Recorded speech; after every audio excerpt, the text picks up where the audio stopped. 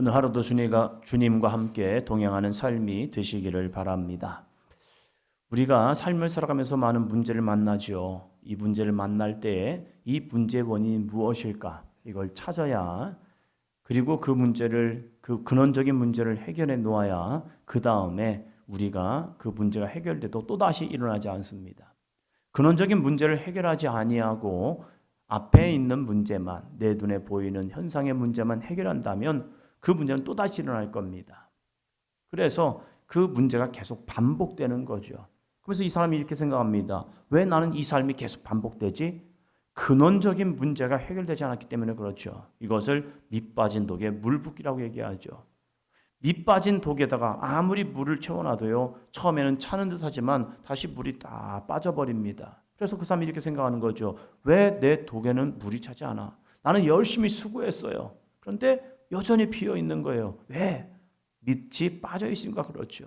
그러면 항아리를 바꾸든지 아니면 그 밑 빠진 독을 고치든지 해서 그것을 정상화시키지 아니하면 여전히 수고해도 그 문제가 발생하고 있다는 사실이죠. 이 역대상을 시작하면서 놀랍게도 이 역대상의 시작을 보면 아담이 시작됩니다. 아담은 하나님의 거룩한 창조물이었죠. 그리고 하나님의 거룩한 축복을 얻은 사람이었죠. 그러면 이스라엘 백성들은 이런 생각할 겁니다. 우리는 그 거룩한 아담, 하나님이 창조하신 하나님의 거룩한 손길로 만들어진 아담, 그 아담의 후손들이다. 또한 그들에게 있어서는 놀라운 믿음의 조상이 있잖아요. 아브라함. 그 아브라함에게 하나님이 언약을 주셨고 그 언약이 성취되어 가는 그들의 민족입니다. 또 이삭에게, 야곱에게, 또 놀랍게 다윗에게 유대인들은 그 믿음을 가지고 살아가는 거예요. 그러한 믿음이 있는 하나님의 선택받은 백성인데 문제, 왜 우리는 포로가 되었을까? 이 문제예요. 왜 우리는 바벨론에 의해서 망했을까? 하나님은 어제나 오늘이나 여전히 살아계신데 왜 이 하나님의 거룩한 성전이 무너졌을까? 하나님이 돌아가셨나? 이제 하나님의 역사는 끝났나? 라고 생각할 수 있겠죠. 그러나 하나님은 여전히 살아계시고 역사하시고 하나님은 여호와 전능하신 하나님이시죠. 그 하나님에 대한 믿음이 있는데 왜? 이 질문이요. 포로 생활 70년. 그리고 나서 그들이 돌아왔습니다. 돌아와 보니 이 남유다는 폐허였던 거예요. 예루살렘 성전은 불탔고 그리고 이들의 이 근간, 삶의 근간은 다 무너져버린 모습들. 그렇게 돌아왔을 때에 그들의 마음은 어떠했을까? 어떤 사람은 불평했겠죠. 이게 뭐야 이게? 아예 그냥 바벨론이 훨씬 나았겠다. 그렇죠. 바벨론 문명지역이죠. 대단한 문명입니다. 사막에다가 오아시스를 인간의 힘으로 만들어버렸습니다. 지금 뭐 사우디가 대단하죠. 관광지로. 아니 사막에 볼 게 뭐 있습니까? 근데 그 사막을요 정말로 오일머니로 인해서 최대 관광지로 만들어버리는 거예요. 그래서 세상 사람들에게 야 이거 기적이다. 어떻게 사막 한가운데다가 이러한 도시를 만들었느냐 하면서 놀랍게 역사를 만들어냅니다. 지금 바벨론이란 것이 그 당시에 엄청난 문명을 만들어냈습니다. 그런 문명지역 살던 사람들이 다시 가나안으로 돌아왔습니다. 뭐래요? 한 가지 믿음, 하나님의 거룩한 회복의 말씀. 이곳이 하나님의 말씀이 있는 곳이기에 돌아온 거예요. 돌아와 보니까 형편과 상황은 이게 영 말할 수 없는 모습이 돼버린 거예요. 그러면 그 근원적인 이유, 왜 우리는 이 고난을 당했지? 왜 우리는 고난을 만났을까? 라고 할 때에 성경은 우리에게 그 원인점을 단 하나를 이야기합니다. 9장 1절입니다. 온 이스라엘이 그 계보대로 계수되어 그들은 이스라엘 왕조 실록에 기록되니라. 유다가 범죄함으로 말미암아 바벨론으로 사로잡혀 갔더니. 아멘. 그 믿음의 조상들의 숫자를 보면요 대단합니다. 싸움에 나갈 만한 자들이요 없었던 게 아니에요. 각 지파들로 싸움에 나갈 만한 사람들 좀 뽑아보면 많았어요. 그래서 그들이 한 마음 한 뜻이 되면요 바벨론이 감당할 수 없는 민족이 유대인되었던 거예요. 그런데 왜 망했을까? 이 9장 1절을 시작하면서 이제 족보를 다 이야기하고 이제는 족보가 끝날 때에 이렇게 많은 은혜, 이렇게 많은 축복, 이렇게 많은 능력을 하나님이 우리에게 주셨는데 왜 망했느냐? 이게 중요하죠. 왜 망했지? 유다가 범죄함으로. 한마디입니다. 유다가 범죄함으로. 범죄함이 무엇입니까? 우리가 죄하면 생각나는 게 무엇입니까? 살인했나? 간음했나? 도둑질했나? 이런 생각을 해요. 믿음의 사람들이 죄라고 하면 나는 무슨 죄를 저질렀지? 내가 또 거짓말했나? 이런 생각을 해요. 윤리적인 죄를 찾습니다. 그러나 하나님은 그 윤리적인 죄, 이것보다 더 큰 죄를 우리에게 이야기하고 있습니다. 그건 뭡니까? 하나님과 우리와의 관계이죠. 찾아볼까요?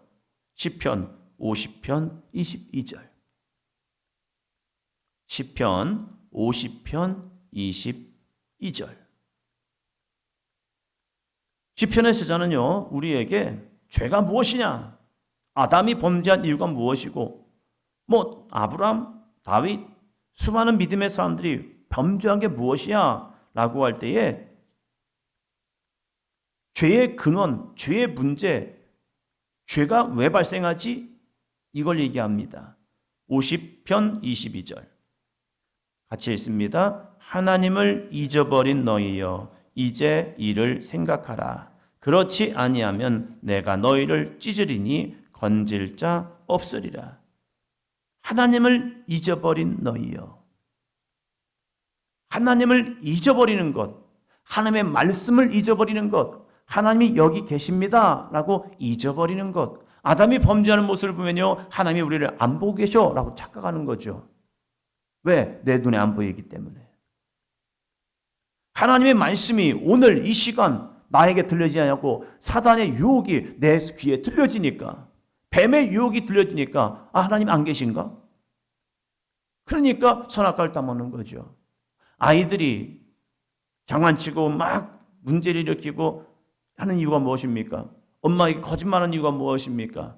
엄마가 모른다고 생각하는 거죠. 근데 다 알고 있는 거죠. 네가 있지? 하면 아닌데, 내가 하는데, 동생이 했는데 하면서 모든 걸 핑계 전가시켜버리죠. 하나님이 아담이 따먹은 거, 하와가 따먹은 거 모릅니까? 그러나 부르신 이유가 있죠. 왜? 회개하라고. 그런데 그걸 덮으려고 하는 거죠. 죄의 근원은 하나님을 잊어버렸기 때문이죠. 이스라엘 백성이 하나님과 함께 하심에도 불구하고 이스라엘 백성들은 하나님이 우리와 함께 하지 않는다고 착각하는 거예요. 그래서 바알과 아세라 우상들을 섬기면서 하나님 모르실 거야. 왜? 하나님을 성전 안에다 가둬버렸거든요. 하나님은 성전에 하나님의 눈과 귀, 마음을 두신다고 했지 하나님이 성전 밖에는 없어 라고 한 게 아니잖아요. 솔로몬이 성전을 지으면서 만군의 주, 이 모든 만물을 창조하신 하나님을 이곳에 예배하는 것 자체가 무의미하지만 하나님의 마음과 하나님의 눈과 귀가 이곳에 있기에 이곳은 거룩한 성전이 됩니다라고 고백했지 성전에만 계시다고 말하지 않았잖아요. 그런데 어느 순간부터 하나님께 성전에서 제사하는 이들이요, 하나님의 성전에 와서는 열심히 하나님을 찬양합니다. 영광을 돌립니다. 하나님 여기 계시다고 고백을 합니다. 그러나 성전 밖을 나가는 순간부터는 하나님이 없는 줄 착각하고 있는 거예요. 그래서 예배는 열심히 드렸는데 집에 가다가 이제 막 주차했던 차들이 나가다 보면요, 교인들끼리 싸우는 경우도 있어요. 나 빨리 가야 하는데 왜 차 안 빼냐 이거예요. 누가 내 앞에 차를 댔어? 하면서 전화했는데 전화도 안 받아요. 그러면서 교인들끼리요, 싸우기도 해요. 예배는 드렸는데 예배를 드리고 가는 그 가운데는요, 하나님이 계시지 않는 거죠. 그게 뭡니까? 성경은 그게 죄다. 그것 때문에 하나님이 그들을 찢으셨다는 거예요. 그들을 하나님이 바벨론의 포로로 잡혀가게 했다는 거예요. 그리고 바벨론에서 믿음의 사람들 세우잖아요. 다니엘, 놀라운 믿음의 사람들. 그들을 통하여서 무엇을 고백하고 있습니까? 하나님은 예루살렘에 계신 것이 아니라, 예루살렘에만 계신 것이 아니라 이 바벨론에도 하나님은 계시다는 사실이죠. 그래서 이곳에서 기도하는 자들, 부르짖는 자들, 간구하는 자들 하나님이 응답하셔서 내가 너희에게 약속한, 예레미야를 통하여 약속하신 70년 만에 포로에서 돌아오리라, 그 약속이 예루살렘에서 성취되는 것이 아니라 이 바벨론 이방 땅, 그 멀리 떨어져 있는 한 1600km가 떨어져 있는 그 땅에서 또 하나님은 계셔. 무슨 얘기하고 있는 거예요? 하나님은 어디라고 계신다. 너희들이 그 속에서 하나님을 찾을 때 하나님은 응답하신다라고 말씀하고 있는 거죠. 오늘 하루, 오늘의 삶 속에서 우리도 이 믿음이 있기를 바랍니다. 유다가 범죄함으로, 유다의 범죄함은 하나님을 잊어버렸다는 겁니다.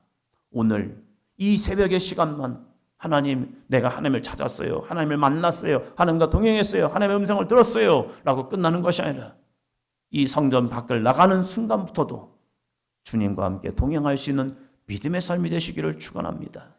하나님은 내가 집에 가는 발걸음 가운데도 주님은 함께 하시고요, 여러분이 가정에서 계실 때도 주님은 함께 하시고요, 여러분이 직장을 갈 때에도 그곳에서도 함께 하십니다.